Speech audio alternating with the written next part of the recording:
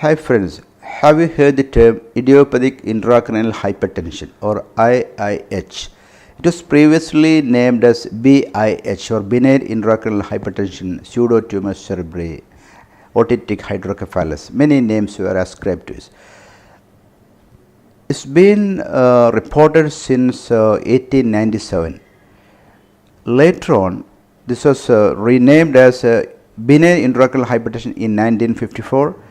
And by 1980 it was found that it is not so benign, it causes vision loss, and the term has been changed to idiopathic intracranial hypertension in 1980s.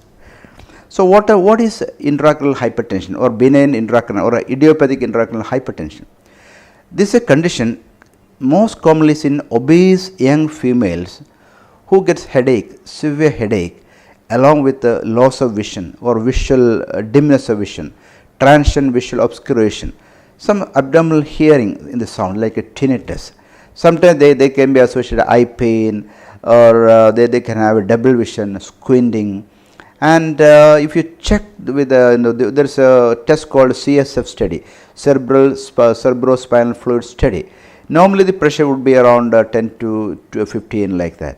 Normally in these people the pressure would go up beyond 20.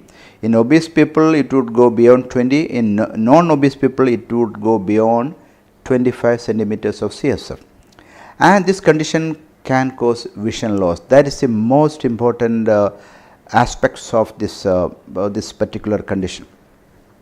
So what are the various features and how do you diagnose? What are the treatment? What are the different options?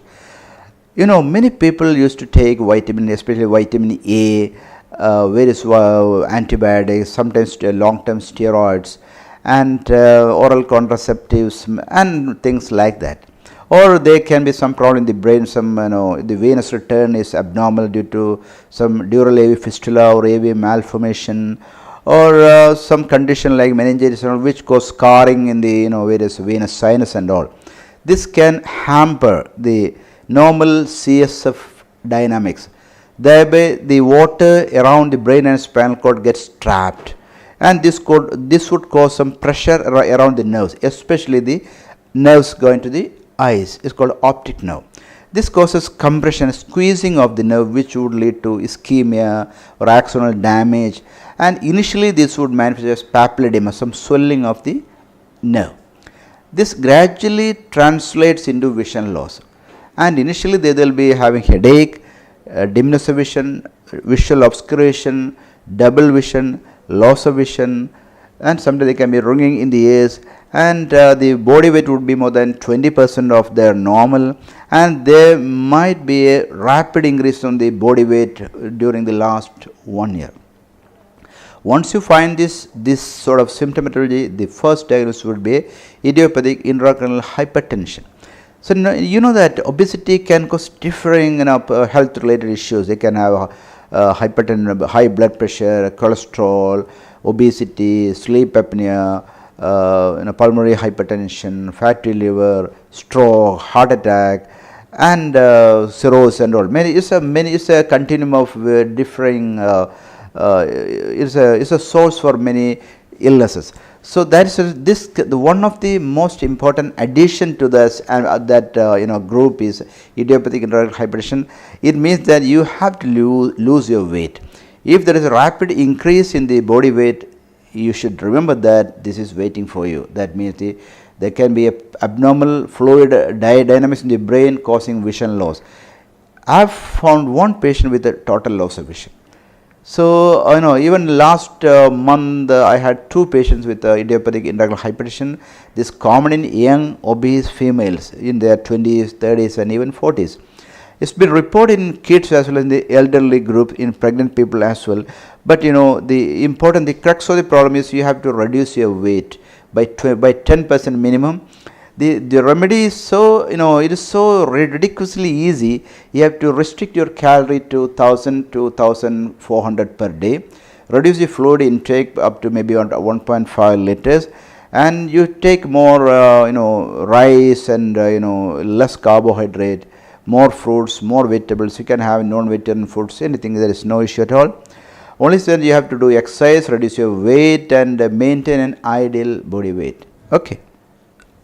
Similarly, if there are any inciting problem like some antibiotics, some vitamin, especially vitamin A, and if the patient is on steroids without any valid reason, you have to stop all the medication. And you have to investigate for any other cause, like you have to take a MRI brain and MR venogram. You have to do a cerebrospinal fluid study to look for the pressure, as well as look for any meningitis, some other process. Usually in this patient the CSF pressure will be high, more than 25. So rise CSF pressure, headache, tinnitus, double vision, papilledema, visual field constriction, enlarged blind spot, transient visual obscuration, normal imaging, normal CSF, and normal sensorium is called idiopathic intracranial hypertension. Once you find this, the first thing is remove any inciting causes. Secondly, reduce your weight by various means, exercise, diet, and many things. Thirdly, you have to start using steroids for a short time, maybe for a month or so. Then this has to be supplemented by diuretics or some drugs called carbonic anhydrase inhibitors, diadymos, and many other, one or two such drugs are available. So if these are 90% of the cases, these are effective, very effective to the core. But maybe few percent they are resistant to this therapy. In those cases, there are two surgeries are available.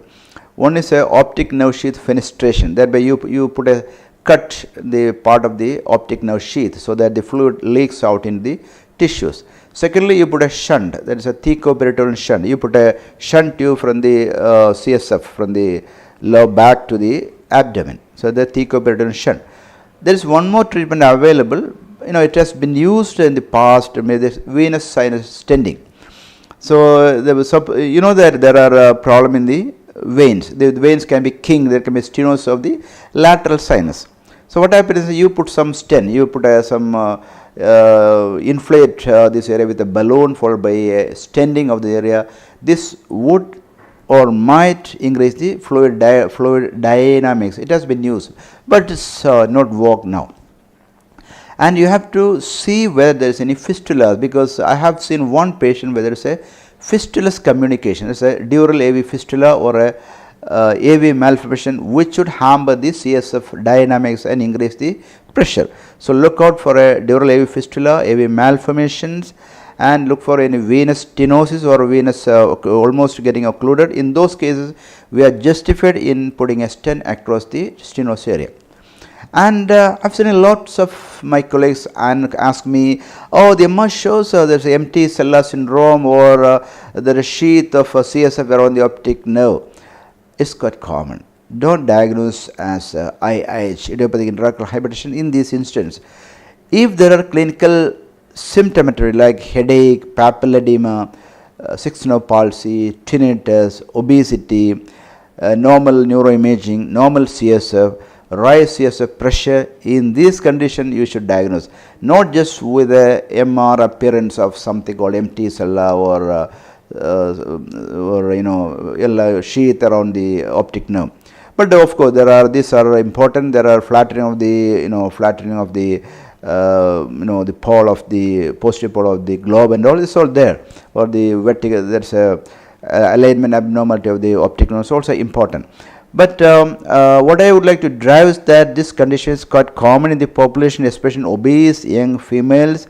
And if you find the headache is not better with the usual medication, check with an ophthalmoscope. Sometimes they may not be papilledema at all. In those cases, you have to do a CSF study and find out what is the pressure. If the pressure goes up beyond 250, you have to diagnose idiopathic intracranial hypertension. They may not be papilledema. That's an issue. You have to check for a perimetry. You have to look for any enlarged blind spot or any visual field defects. So one of the thing is you have to look for a thyroid function test, look for all the blood test, ANA, perimetry, CSF study, MRA, MRV, and treatment for obesity and treatment for the idiopathic intracranial hypertension. So I hope I could give you a brief idea on the idiopathic intracranial hypertension. It's so